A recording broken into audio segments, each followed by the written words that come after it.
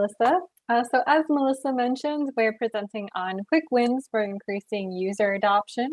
So Kishan and I have both worked with a variety of customers on a variety of use cases and challenges, including the challenge of getting users involved and getting users to adopt the use of Abacus.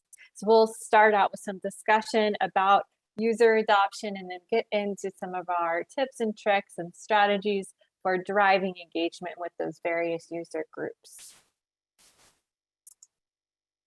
So Kishan, why does user adoption matter? Because users possess insights. These might just be in their heads, or it could be captured in other tools where it is siloed and stagnates. Having users providing data by capturing those insights in Abacus instead makes the information collaborative and the resulting insights reportable. Other users are then able to read these insights to make decisions and turn them into actions. So, Corinna, what are some challenges you've faced for user adoption? Yeah, some of the challenges that I see are that users are used to standalone tools and are not accustomed to dealing with meta-model driven architecture, where they have to pay attention to the structure instead of doing free-for-all modeling or free-for-all data entry. And this can leave them feeling like it's complicated or leave them feeling overwhelmed with the options. So what are some of the things that you've found to make user adoption easier? I found that helping users more easily create diagrams using different automatic generation techniques has helped, as well as making my dashboards easy to use and navigable. What about yourself? Yeah, I found that setting everything up to make it as easy as possible for users goes a long way. So that can mean putting some different templates or instructions in place for diagrammers, as well as having those who are entering data fill out surveys and have easy access attributes, for example. So now that we've discussed some of the quick wins that can be helpful, I'll hand it over to Kishan to get into the types of user interactions we will be discussing today. So this presentation will discuss strategies for driving engagement with various user groups. We'll cover Abacus-specific tips and tricks to enable your studio users, enterprise editors, and enterprise modelers across all roles to feel confident when using Abacus while reducing errors. We'll break out the presentation based on the type of interaction with Abacus. First, we will talk about diagramming. Diagramming can be key for a lot of roles such as solution architects and business analysts. However, oftentimes the effort put into diagramming doesn't get reflected in the shared enterprise architecture repository. We will look at ways to make sure that the effort does get captured in your Abacus shared repository by making the process easier for users. We also examine minimizing effort by automating diagrams and querying data instead of creating from scratch. Next, we will discuss broader data capture. Getting opinions outside of the core EA team is key to understanding how processes, applications, services, and more fit into the broader enterprise. We'll look at minimizing the effort required from data contributors and how to balance opinions of various users using survey-like approaches. And last, we will cover decision-making. Making our data easy to access and navigate for users to be able to draw the data they need is going to be critical for driving user adoption. We will cover how users can dynamically draw the insights they need using enterprise dashboards, as well as how to make our dashboards easy to navigate for our users. So we'll start today with diagramming. Diagramming is often a key way that enterprise architecture information gets captured. And a lot of times that effort is already being put in for solution architecture diagrams, process diagrams, and more to be created. And if you can leverage that existing effort and get that existing effort to be inputs into Abacus, into your enterprise architecture tool, then you're leveraging a lot of inputs that will lead to greater insight within EA. However, it can be difficult to get users accustomed to working in Abacus compared to a tool such as Visio, because those users are often accustomed to saying, for example, that a rectangle is whatever they want it to be. So we have to get them used to following that structure that will allow us to have broader insights from the information that they provide. And so we'll talk through some tips and tricks for making that transition a bit easier for these users. We'll also talk about setting up automations with diagrams so that we can leverage the data that's already in the tool, whether that is data that was captured from other diagrams, from data entry, or from importing data from different sources, and how all of that information can automatically be put into diagrams or can be queried to create diagrams. So we'll start out today talking about setting the stage for users to build out diagrams. And one of the first things we want to pay attention to are the viewpoints themselves. So we want to provide guiding viewpoints for our users. So this means that the viewpoints should be fit for purpose. That means including only the component types and connection type mappings that are relevant for the type of diagram that the viewpoint should be used for. This helps to guide the users when they are selecting components to include and when they're creating connections. That way, they'll only have the options to create valid connections that you want them to create.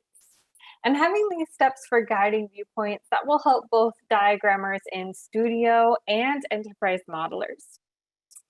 Now, an extra step that you can do to help out Studio users is to add annotations to make it really easy for them to update properties within the diagram.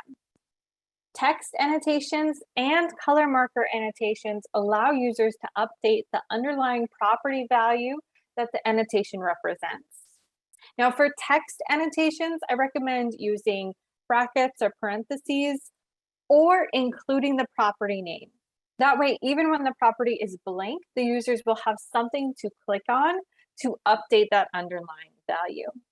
And we'll talk in a later section about how we can enable easy edit properties for enterprise modelers as well. In addition to having the viewpoints themselves be guiding viewpoints, we also don't want to make it overwhelming when the user chooses a viewpoint. So rather than presenting them with many, many viewpoints to select from, as we can see on the left-hand side, which is just a bit overwhelming, they don't know where the starting point is. We can instead provide just a small subset to them that is going to only show them the relevant viewpoints. And we can accomplish this by taking away create permissions for the viewpoints that we don't want them to create diagrams for. Taking away the create permissions and having that apply to the viewpoint, that's going to make it so they cannot create diagrams of the viewpoint, but they can still view existing diagrams of that viewpoint. And you can always add in permissions more easily by grouping viewpoints together in a group or these folders that we have in ABACUS. Now, we also want to provide users with information about the type of diagram that we want them to create and establish our expectations and help them to understand the meta model. So understanding that underlying structure that we want them to use. Reference diagrams can be helpful for accomplishing this. Reference diagrams are typically included in the meta model architecture, and they contain generic fake data and act as examples of what a diagram of a certain type should look like. It helps users understand the purpose of the diagram type, as well as the meta model structure and the component and connection types involved. Additionally, you can include freeform shapes with instructional text to help guide them along. A little tip for the instructional text is that I recommend using a freeform shape and having that freeform shape actually display the description of the diagram. This will help you to be able to format the text using carriage returns, and it will also mean that that information is actually captured as part of the diagram description. Also, creating these diagrams provides the additional benefit of allowing the configuring users to sort of test out the meta model that supports these diagrams and also test out the viewpoint. So making sure that it all works together really well for your users. Template diagrams is another way to help users out. Now, template diagrams are going to be in the actual architecture that they're modeling in, typically, and will include things like legends, title bars, and potentially even additional instructions that they might delete. And this sort of gives them all of the little diagram extras right from the beginning. It also means that instead of creating a brand new diagram from a viewpoint, they'll just be copying and pasting the template and then going from there. And so that can help them understand what type of diagram they should be drawing in the first place and give it those little extras that make it more professional and presentable. Another option for accomplishing similar things is to have a freeform shape resource diagram. So in these resource diagrams, we can have a variety of freeform shapes that we have available to our users to copy and paste into their diagrams. Now, this might include something like shapes from Azure, AWS, or Google Cloud, so some shape libraries that we provide, where maybe you aren't going all the way yet in actually modeling those as component types, though you certainly can in ABACUS. But you might be at the point where maybe you want them to add a little bit of detail to an existing server component or application component, for example, by including that freeform shape. And they can then grab these freeform shapes, just copy them from a freeform shape resource diagram. Another use is having legends on here for easy reuse. So they don't have to create a legend every time. They can just go in here and copy and paste the legend that is relevant for the type of diagram that they drew. And then we're making it easier for those end users to understand the outputs of these diagrams. We can also include in here title bars, logos, etc. So other things that are going to add those diagram extras that, again, help our end users understand what is being communicated. So I've talked so far about setting up diagrams, and I'll pass it over to Kishan to talk about diagrams by querying and automating. So once the data is captured in our architecture, we have multiple ways of automatically creating detailed diagrams using our own style and template choices. In Abacus Studio, we have a few options to help us create diagrams.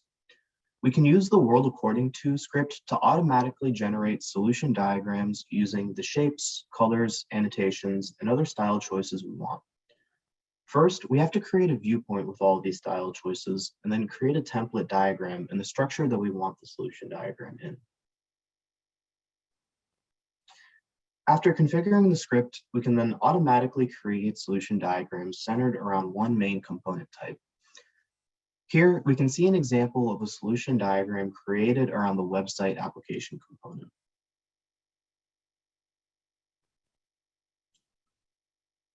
We can also automatically add content to diagrams using element selection. We can use element selection to easily navigate our components and select the objects we'd like to display. We can use the filters to either show parents or children, as well as filtering on the name, properties, or standards. Once we select a few components, we can use the elements attached to selected filter to easily traverse our connections and add connected components to our architecture. You can also easily create drill down diagrams in ABACUS by simply right-clicking on a component on a diagram, going to create drill down diagram, and then choosing a viewpoint to create this diagram in. We can limit or expand the components shown in this diagram by the viewpoint we choose. Only components and connections that map to the viewpoint are going to appear in the drill down diagram created. Once we've added the content we want to a diagram, we can use the auto layout features in Enterprise to automatically structure our diagram. This feature is only available to people with Modeler enabled on their user. Modelers can navigate to the diagram and use the layout button to automatically add one of the many layout options listed here. These techniques will optimize the time it takes to create diagrams and draw insights into your architecture.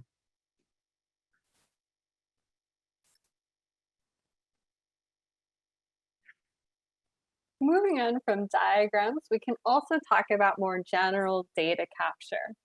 So this is where we're looking at getting insights from a wider range of users. Enabling users as enterprise editors can be a key way to broaden data capture to get insights from a wide range of departments, teams, and individuals. So having these varied views means that insights from the data are more reflective of the broader organization rather than just the subset that is directly involved in enterprise architecture. One of the ways that we can do this is by leveraging easy edit attributes in enterprise. So easy edit attributes appear in both catalogs and diagrams in enterprise. Now in catalogs, this will correspond to new elements that we add to catalogs, as we see here, where we can have date pickers, list properties, etc. For that new component. This also corresponds to updates in catalogs where you can see we can access that easy edit window. Now in catalogs, this easy edit attributes window includes both properties as well as connected components. So we can see there at the end, we have some attached components such as is hosted at server that we can also select from this view. In diagrams, this allows us to edit the properties of an existing component or connection in the diagram. And it also allows us to add properties when we add a new component. So this easy edit attributes window will come up when we're adding a brand new component as well. Now in this case, in diagrams, this is going to allow us to update properties only. It does not provide those attachment options that we see in catalogs.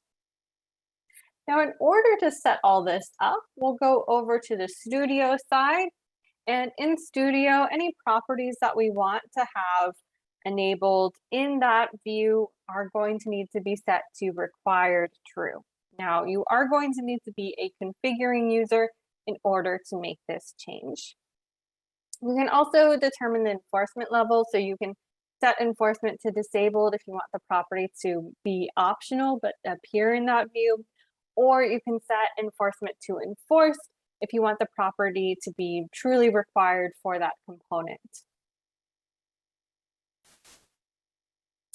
For the attachments to appear in that view, there are two steps that need to be done. So there are two types of constraints that we're working with.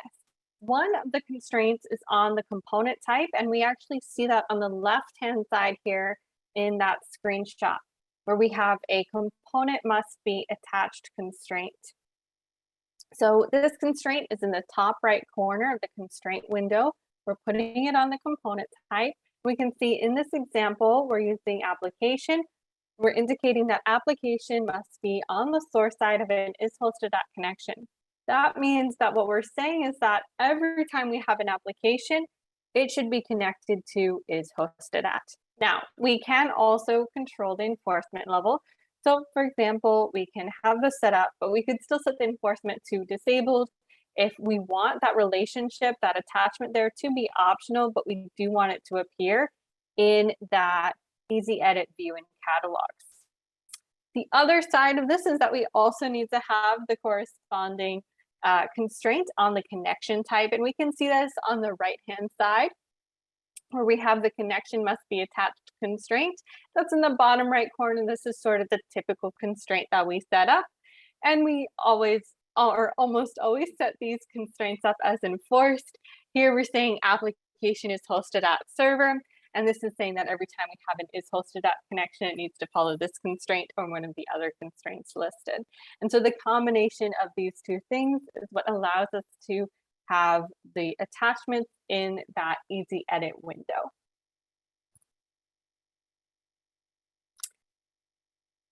So we've taken a look at easy edit windows, and that's actually going to be something that we will leverage further in implementing server-like mechanisms in Abacus Enterprise.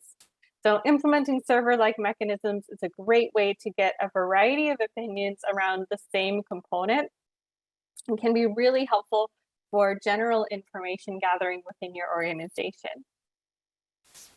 So when we're talking about surveys in Abacus Enterprise, we're talking about users creating components of the type survey and filling out properties. You can see here they're viewing the description of the property that they're filling out. Now for this, a user is going to create a survey component and associate it with the component that they are commenting on, which in this case is a capability, but for the rest of the examples, we'll also see it with applications. And as you can see here, we can have multiple people providing opinions around the same components because we would have multiple survey components attached to a single capability in this case, or a single application in another. All of this information then comes together using the Visual Algorithm Composer. And it allows us to create visuals such as what we see in this dashboard, where we're able to understand, in this case, applications based off of the cost, risk, and value that is perceived by the organization based off of those survey entries. Now, in order to set this up on the Studio side, this is going to follow some of the same structure that we saw previously in that easy edit view, where we have an application survey component type or a capability survey component type or whatever we're working with. And for that survey component type, we're using the component must be attached constraint. So that is the constraint that we set up in the upper right-hand corner of the constraint window, just like we saw in the previous slides. And of course, this is also paired with a connection type, in this case, the surveyed connection type, where we say application survey, surveyed application. And here we have that constraint set up as well. So that is the connection must be attached constraint that is in the bottom right corner. So again, this is the same sort of setup that we saw before in order to get that connection appearing in that view. And just as before, we want to set the properties on the application survey component to be required so that they will appear in that easy edit view. We generally do want those requirements to be set to enforce so that we can have people filling out all of the information. And list properties tend to work well here. A little trick is that adding property descriptions can go a long way. This is true not only for surveys, but really anytime you have people filling out information, especially in enterprise.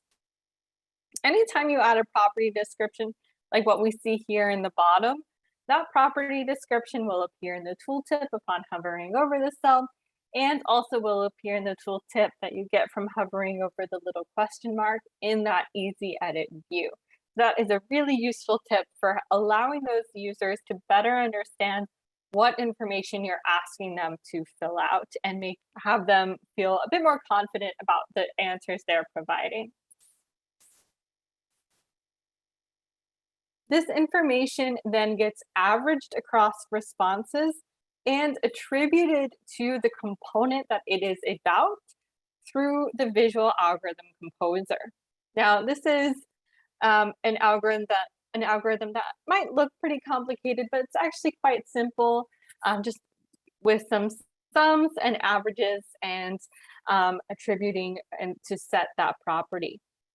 You don't have to worry though, this visual algorithm is provided out of the box just as part of the Avolution framework, as is the survey component type and the surveyed connection type. So all of that is pretty much set up for you, and it makes it easy for you to also go in and modify what properties to adjust them to what is relevant for you. And this allows you to create some of these outputs and views based off of that survey data.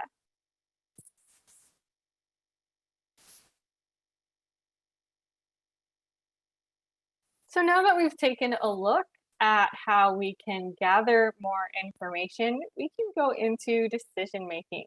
So, of course, the reason why we want to get all of these insights from various users is it in order to do analysis and provide outputs for better decision making.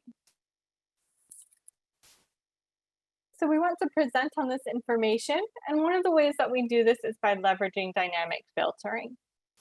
So in dashboards, we want to plan for filtering. Keep in mind that list properties tend to work really well for filtering if we're providing them to users in the form of bar charts and pie charts.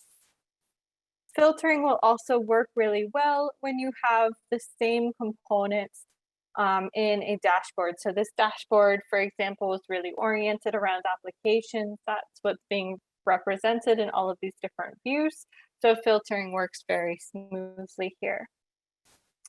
We want the dashboards to tell a story. So for example, here we have the story that allows us to actually drill in and see, okay, what is coming up to end of support?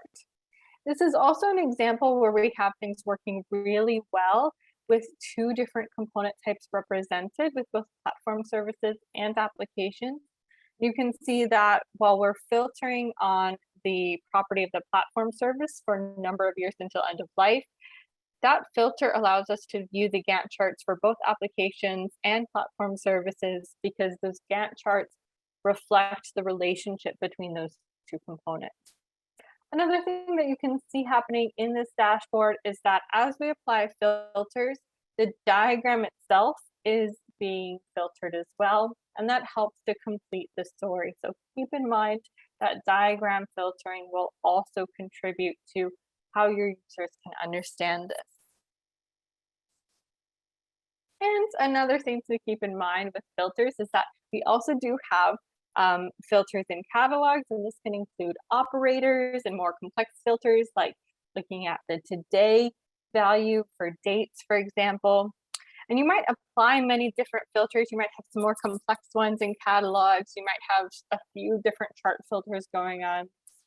And that might be a filtered view that you want to actually be able to share with someone or reference again instead of having to reapply all of those filtered changes. And so you can do that by saving to the URL or bookmarking. So we have this option here just in the top right corner where we'll see the clicking where we have that arrow coming out, and then that gives us this filter. We can put it right on the URL and copy it to put it in our bookmarks or share it with a colleague. We'll pass it over to Kishan to talk about easily navigable dashboards. Yep. So we can also make our enterprise site easy to use by setting up navigation for our users. Making access to different dashboards easy to find for our users will increase interest and adoption. In Abacus, we can create a landing page for our enterprise site by using links and freeform shapes in diagrams. Here we can see an example of a start screen we've created, including links to different dashboards, educational videos around how to use Abacus, as well as content from our social media. We can set the dashboard as the default dashboard for our enterprise users by ordering it as the first dashboard here in our list. The start screen here is a diagram portlet, which we can take a closer look at in Abacus Studio. Here we can see that the start screen is just a diagram composed of freeform shapes and links. You can drag out freeform shapes in diagrams and use them as buttons for different links.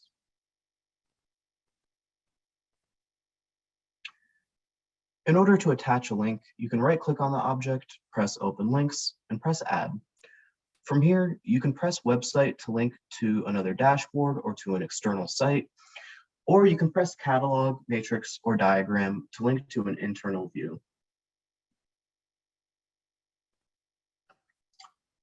Here, we can see another example of a diagram being used in a dashboard, but here it's being used as a navigation bar in an existing dashboard. We can also use filtered dashboard links to create quick views for my end users. For example, if I want to create a button to quickly show my users applications that are approaching end of life soon, I can add those filters into my catalog, press the share button up here to create a pre-filtered dashboard link, and then add that into the navigation bar using Studio. We've added the start screen and some different navigation bars into an article in the Knowledge portal, where you'll be able to download that and easily import into your architecture. Flipping back to the start screen, we can see that we've also imported an Abacus logo into our start screen diagram. You can do this by taking any SVG image and putting it onto a Visio diagram. From here, we can import that diagram into Abacus, add that shape to our shapes library, and use that in future diagrams.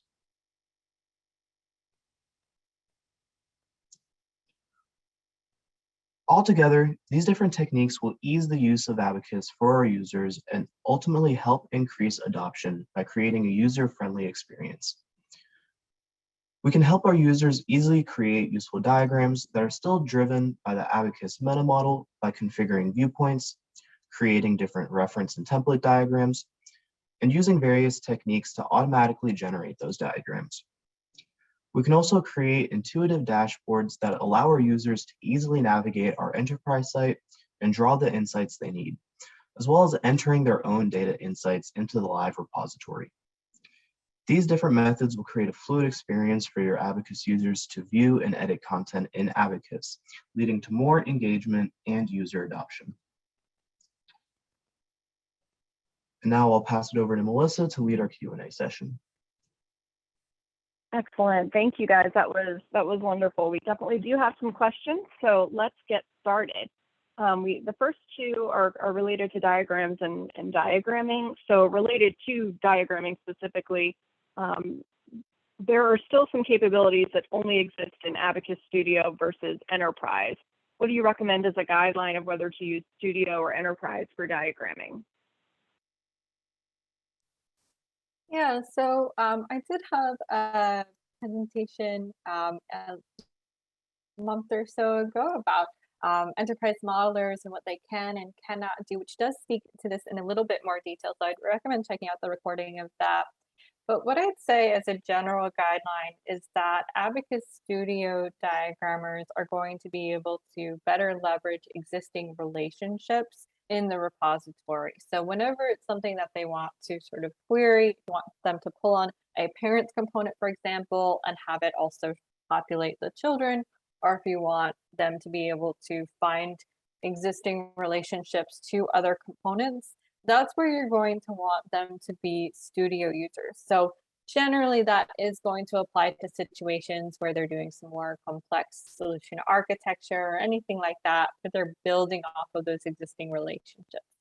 However, if you have something where it is using existing components, but not necessarily needing to leverage existing relationships, that's more likely to be a good fit for Enterprise Modeler, such as if you are building out a process diagram. Great, thank you. So also related to diagrams, we've got a question about whether you can use Archimate UML or BPMN. Also wondering if the tool helps with semantics and whether you can import Archimate models. Yeah, so Abacus does have full support for Archimate UML and BPMN. And unlike other tools, it allows those different frameworks to be combined together. So for example, we have customers that use, say, Archimate as the kind of main framework, but then they've also incorporated BPMN from our BPMN framework to be able to have more detailed diagrams surrounding processes. And Abacus does also import Archimate models, so it has support for the Archimate interchange formats. I'm not sure exactly what is meant by helping with semantics. I'm not sure how to answer that question. Okay, yeah, no worries on that. And the next question, we may need to really check with our development team a little bit more on this. But Corinna, I'm not sure if you have any, or Kishan, if either of you have any knowledge about our plans to make it easier to bring into Studio shapes icons based on SVG or JPEG, or any plans to bring in freeform JPEG images into Studio Diagram Canvas and onto server-side dashboard Canvas without necessarily having them be a component. Not sure if you guys have any thoughts on that, or if we need to kind of touch base with our dev team and get back to Boris on that.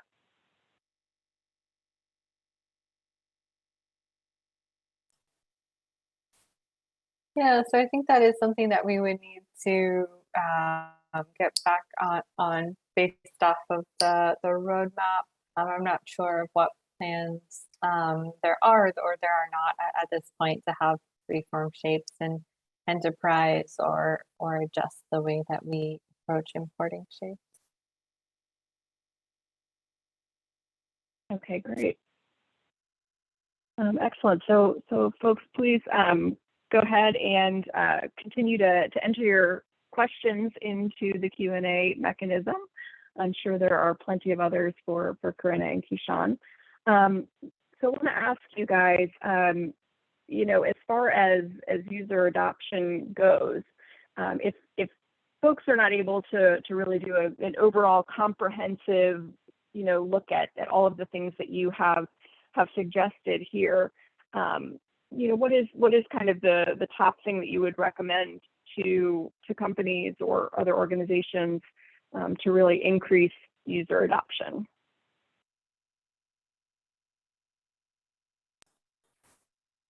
I So don't know if you have a top thing. from my perspective, the top thing is to identify the use cases or the context in which you want users to be contributing. And that will allow you to prioritize which things are going to be most helpful. So you're not just generally telling users to start using Abacus, but you're more specifically telling users to start using Abacus for a certain purpose and working towards a certain end goal. So that would be my answer. Kishan, what about you? What would you see as the top tip there? Yeah, Karina. So yeah, setting up a structure for your users to be able to come in and draw those insights easily is definitely going to be the key here. So setting up those dashboards to be easily navigable, as well as being able to actually put their insights in. So leveraging those editor and modeler features to actually capture some of those insights and see those changes enter the live repository is definitely going to help increase engagement. Great. We've got a couple of questions that have come in. What diagramming tools or formats can Abacus import from? Abacus can import from Visio. A lot of different diagramming tools do export to Visio, so that can really include a wide range. Abacus also does import from the Archimate interchange format, as well as .bpel file. So those are usually exports from BPMN drawing tools. There are some other tools that we have utilities to import from as well, but I don't think I can name them all off of the top of my head. I know one of them is Sparks. We can import models from Sparks, as well as from Eris. So if you're looking at migrating from a different modeling tool, those are some of the things that we can import from as well. Perfect, great. You guys mentioned permissions on the viewpoints. How granular can the permissions be set to? For example, can someone hide sensitive data such as financials for certain users? Yeah, so those permissions can be set granularly. So you can set them as a whole on a component type if you'd like to hide that entire component type. But you can also get granular with it and go to individual properties and hide those as well. So I'm going to your properties menu and right-clicking on the different properties.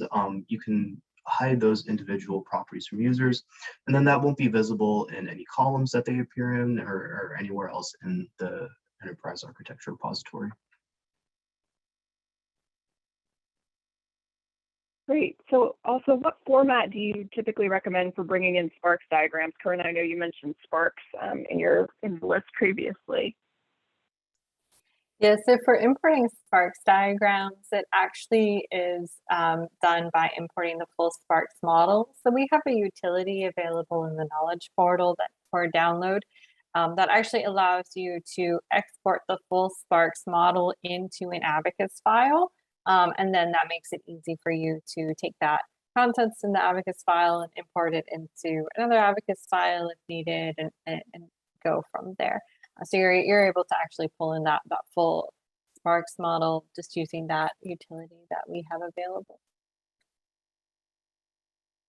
Okay, excellent. A follow-up to the permissions question that you just answered, Keyshawn. This person who's asking the question says they're assuming that the permissions transfer and work for users within Enterprise. Can you expand on that a little bit more? Yeah, absolutely. So the permissions that you apply on the Studio end do also transfer to Enterprise. So if you're viewing the object through Enterprise, those same permissions will still apply. So they won't be visible for those users. Got it. Great.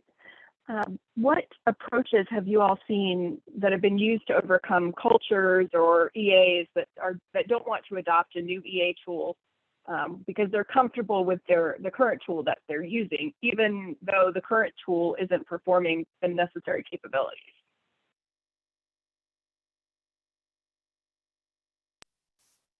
So one thing that I've seen is really emphasizing the outputs. So when the users are made particularly aware of the outputs in Enterprise that result from the work that they do in Abacus, then they're more likely to see the value coming through. And this works especially well when you can get stakeholders involved. So if you can get to the point where stakeholders are seeing the value in Abacus Enterprise, they're seeing what value comes from the inputs being put into Abacus, then they're going to be able to also put on kind of additional pressure to those users so that they do go about adopting Abacus rather than some of those other tools that maybe are not providing those same insights to those stakeholders. Keyshawn, do you have anything to add to this question? Yeah, that was a good answer. Yeah, focusing on the outputs, what we're able to draw from this is as well as focusing on how everything is interconnected. So people are often like limited in the scope of their view. So kind of showing how all of those objects are related via, we have the different graph views and the world according to diagrams, and kind of showing how you're fitting into the overall enterprise. Great. Yeah, that makes a lot of sense. So last night, I moderated a panel with a couple of EA experts, and one of the key takeaways that I got from that was really interesting. Talking about EAs as really needing to kind of show value and to really look at what others need rather than thinking about what they themselves need and all of that, if that makes sense. Do you guys have any thoughts on that related to user adoption? I mean, I think it kind of applies a bit to user adoption as well. If EAs are really, or whoever is trying to increase user adoption, really try to focus on what their user, how they can show value to their users. Do you have any thoughts on that in general as it relates to increasing adoption? I certainly agree with that and with the importance of that there. And it does tie in very closely, especially if those stakeholders who are seeing the value are also going to have any sort of relationship to the users that you need those insights from. Or if those stakeholders themselves are people that you need insights from.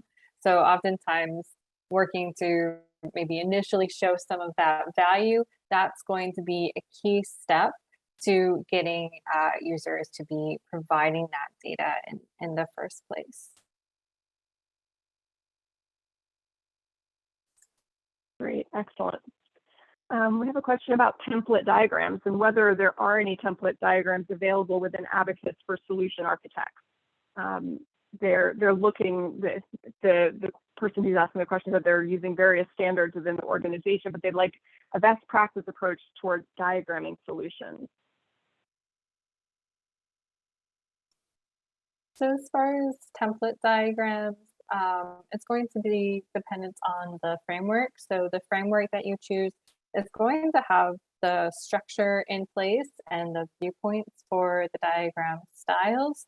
And then depending on the framework, there might be some basic template diagrams that would have some like legends or sort of titles and so on. But the actual like diagram structure, that's going to be mostly set by the viewpoint. So that is that kind of guiding view that has the styles and determines what component types and connection types we would be working with in that diagram. And every framework of Abacus is going to have that. It's going to have those viewpoints available and ready to go for users to start from.